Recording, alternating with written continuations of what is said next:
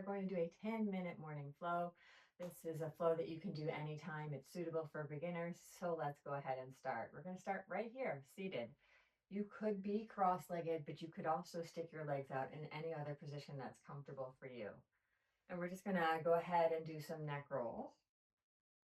So if it's uncomfortable or if it feels like you're kind of pinching the neck when you're looking up at the sky, just do the half rolls. That is just rolling from one ear down to the chest and rolling to the other. If you're doing the full neck rolls, go ahead and make sure that you're doing one or two in each direction.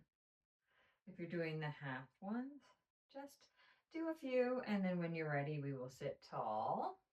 We're going to start with a twist. So we're going to take our left hand beside us. We're going to take our right hand up and over, placing it on the left leg, turning the body towards the left, and remind yourself to sit tall and maybe look out over the left shoulder.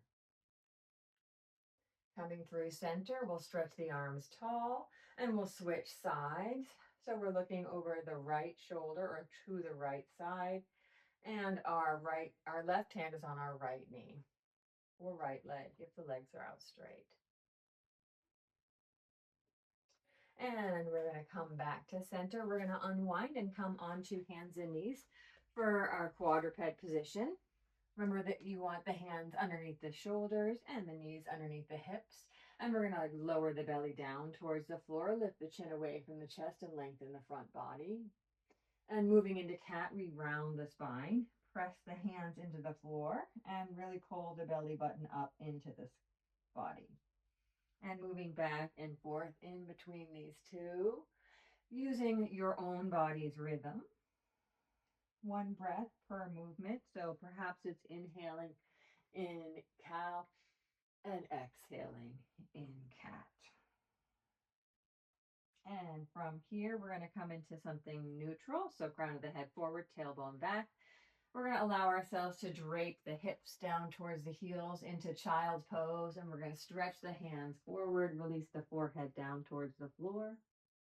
And we're going to come up through hands and knees, and we're going to lower ourselves onto the belly. And we're going to lift the body up, back into hands and knees, and lower yourself back into child's pose. So inhaling forward, maybe draping the belly down, lowering your body down onto the floor, pressing the hands into the floor, lifting yourself up and resting back into child's pose. From here, we are going to make our way into downward dog.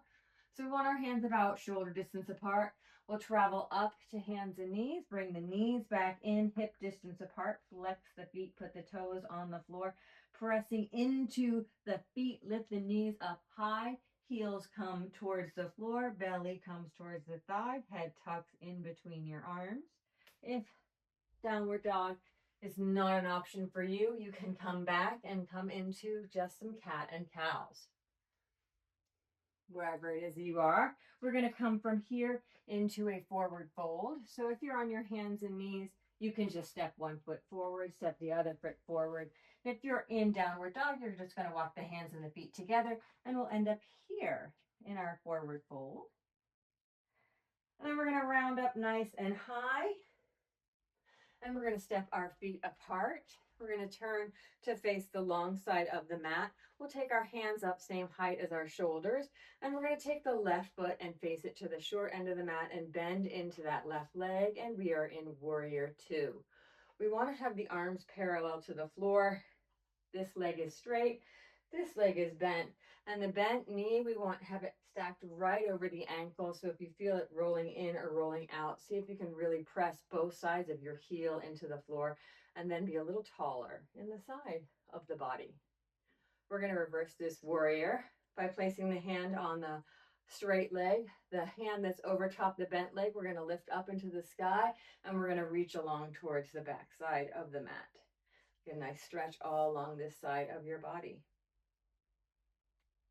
And coming back to warrior two, look out over the left middle finger, ground that whole foot into the floor, the left foot, outside edge of the foot, base of the big toe, inner side of your heel.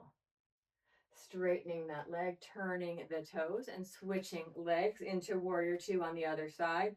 So now it's your right foot kind of facing, maybe it's the back of your mat. We're going to bend that right knee, and we're keeping our hips and shoulders facing the long side of the mat, and maybe we look out over the right hand. Shoulders stay relaxed. We're staying tall in the torso, belly pulled in, grounding this foot strongly into the floor. Reversing our warrior, hand rests on the straight leg, other palm turns up to the sky, and we start to reach up to the ceiling, and then maybe across the ceiling towards the back of the room. Breathing here, traveling back to warrior two, looking towards the back of the mat for a moment. And then we're going to place our hands on our hips. We're going to step our legs wide, take our arms up into the sky for a moment of five-pointed star. And then we're going to step our feet together. We're going to come down through forward fold onto the floor. So perhaps we bring our hands onto our thighs, we bend our knees, and we just let our hands slide down the legs until we can bring the hands to the floor, and you have the option for downward dog or some cat and cow. Wherever you are, if you're in the downward dog, we're going to bring our knees to the floor. If you're in cat and cow, you're already there. We're going to shift the hips to the heels. We're going to sit up tall. And we're going to shift our weight to one side. Bringing the legs in front of us, crossing those legs once more. We're going to do some side stretches here. So placing your right hand down, lifting your left hand up, swaying the left hand across the ceiling and over to the right. And then bringing the left hand down and around in front of you and over to the left side, and stretching the right hand up and over and stretching the right side of your body. And then dropping that right hand down and around in front of you. But this time we're just going to sit nice and tall. We're going to do a little heart opener by bringing your hands behind us. You have the option of interlacing your fingers here behind you and shining your heart forward. Maybe pressing your palms together, squeezing your elbows together, squeezing your shoulder blades together. If that doesn't feel good, we're going to bend the elbows and hold your opposite hand on the wrist or elbow. And shining the heart here. From here, you can just stay sitting tall, really getting some nice openness across the chest. Make sure that you're not compromising the hips. So we're just sitting tall and keeping both sit bones grounded on the floor. You have the option for a gentle fold here, wherever your arms are. And you don't have to go far, but you don't actually have to find that fold at all. Wherever you are, we are going to come back up nice and tall. We're just going to shake it out. We're going to do a little tabletop pose. We're going to put our hands behind us. We're going to unwind the legs. A little more heart opener, some strength for the front body. Your fingertips can face your heels. They can face the side. It's wherever you can get your hands comfortably on the floor. And we're going to just lift the hips up. As soon as we lift the hips up, we're in the pose. We can keep our gaze at the knees, but you can also drop your head back, but only if it feels comfortable for your neck. And maybe we're lifting the hips higher so that we're in that reverse table or this tabletop here. And so we're nice and even from the hips to the shoulders, but maybe the hips are down. It's wherever you're feeling comfortable today. Keep breathing. And when you're ready to come out, we'll come out. We'll just shift the weight forward, sway the knees side to side together. And going back, full circle into our cross-legged pose, sitting tall, rolling the shoulders out. And maybe ear to shoulder and ear to shoulder.